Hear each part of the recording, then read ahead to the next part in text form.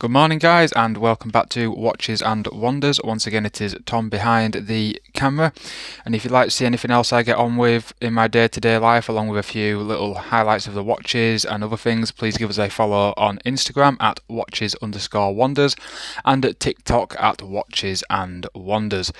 There I showcase a few of the watches that are coming up on the channel, along with a few things I do on my day-to-day life, which involves bushcraft and some of the wonders I like to go on, hence the name of the channel. And let's get straight into it today. We have in front of us the WatchDives WD1016, and straight off the bat, a little bit different looking. I like it. We've got a vintage style. The keen eye will have noticed already though, this watch is a quartz. So we get a lovely light, beautiful looking watch. So let's get on with the movements. So this watch is housing the VH31 Mecha Quartz via Seiko. So we get 4 beats per second, along with a 2-year battery life, depending on the battery that you've put on with it. Which is a vintage style. This is actually homaging one of the vintage Omega Seamasters before the Seamaster design came about. And personal opinion straight away off the bat with this watch is I think it's stunning. I genuinely love the field style along with a bit of a office and suit style. So straight in, let's get on with the dimensions of this watch. Don't ask me why I said dimensions as dimensions, but here we go. So we have a 37mm case with a 45.5 lug to lug and a 10.9mm thick. So this watch will fit pretty much any wrist. My missus has quite a small wrist. It suits her. Suits myself, who also has quite small wrists, and is, personal opinion, just absolutely stunning. Let me give that crystal a quick wipe over, get all my grubby little fingerprints off of there. So, speaking about the crystal, we have something new today, something that I've not reviewed before on this channel, but we are using a K1 mineral crystal, which is supposed to be the in-betweens of Seiko's Hardlex and a sapphire. So it's supposed to be more scratch resistant than the Hardlex, not as scratch resistant as sapphire. But so far it's been fantastic for myself. It is a domed crystal, going for that vintage style look, with a clear AR coating over the crystal. Moving on, we are from top to bottom a 316L stainless steel with a CNC finish, which to myself doesn't mean much and to other people may not mean much, but it is the way that they have actually polished, which is what it stands for. So you will see we have a beautiful polishing around where the bezel would be, going on to brushed, going onto the lugs, then mixing back to polished down the sides, and we have a mix of polish and brushed going down the bracelet. Now this thing catches light really, really well. I am using a new light setting, so please do tell me if you guys are not a fan, and I will happy days go straight back to the old lighting. Now we are using on this BGW9 Lume, which I will show you a few Lume shots by the end of the video. I will get a few of them up there for you. Now, my personal opinion on this watch, as I told you earlier, I think it's absolutely stunning. There are a few things that I've got a few niggles about, which I will get to, but all in all, I think this watch is really stunning. It can go with a suit, it can go with just day to day. You got a field watch style, so it's a little bit rugged. I don't know, I think it's absolutely stunning. Now, moving on to the bracelet, we have a stereotypical oyster style bracelet, but it isn't a 3-link, it is a 2-link bracelet.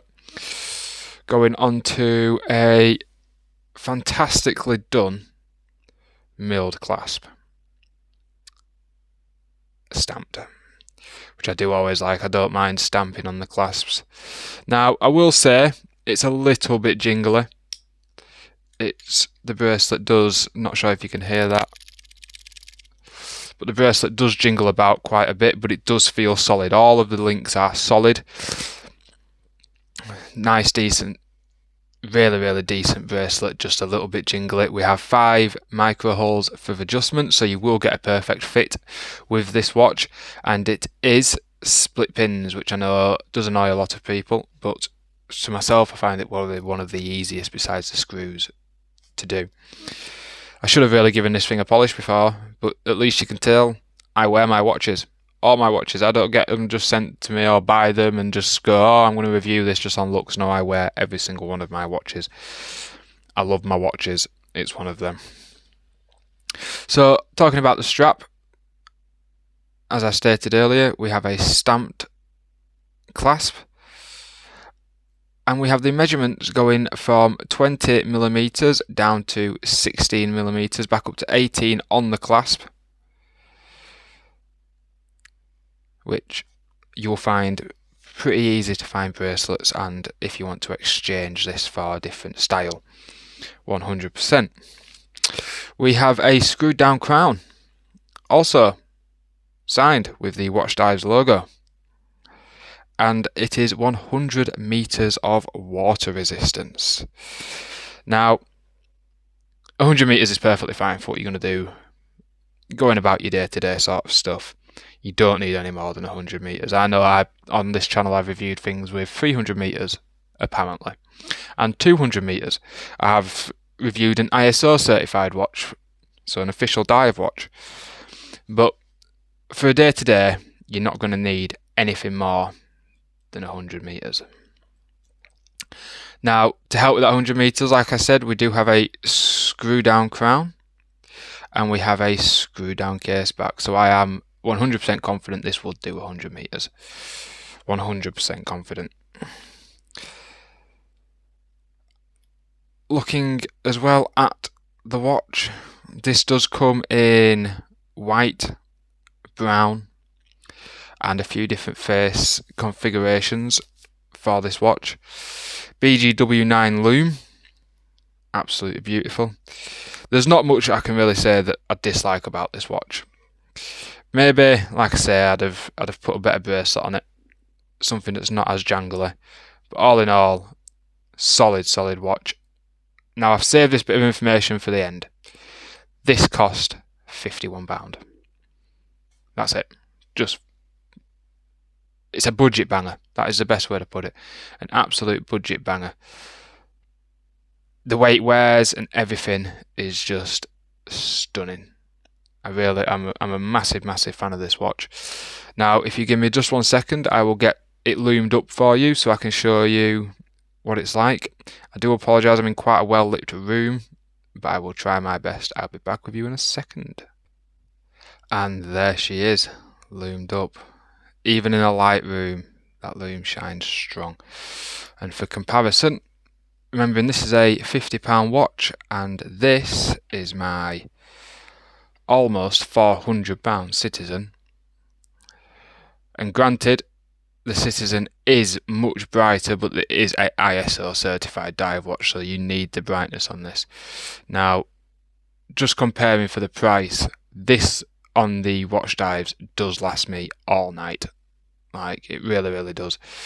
The lume on it is absolutely fantastic. As I say, I'm in a very well lit room at the moment and it's shining through. It's only being blasted for a second by my UV torch, and it's shining through very strong. It's definitely not something that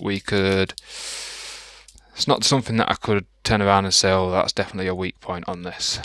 I think it's beautiful. So, and just to prove to you, that is just a quick couple of seconds on, just look how strong that comes through. Beautiful. Absolutely beautiful. But anyway, guys, thank you very much. I hope you have enjoyed my review of this WatchDives watch. Please don't forget to like, comment, share and subscribe. I do read all my comments, even the nasty ones that I've been getting recently. I do read them.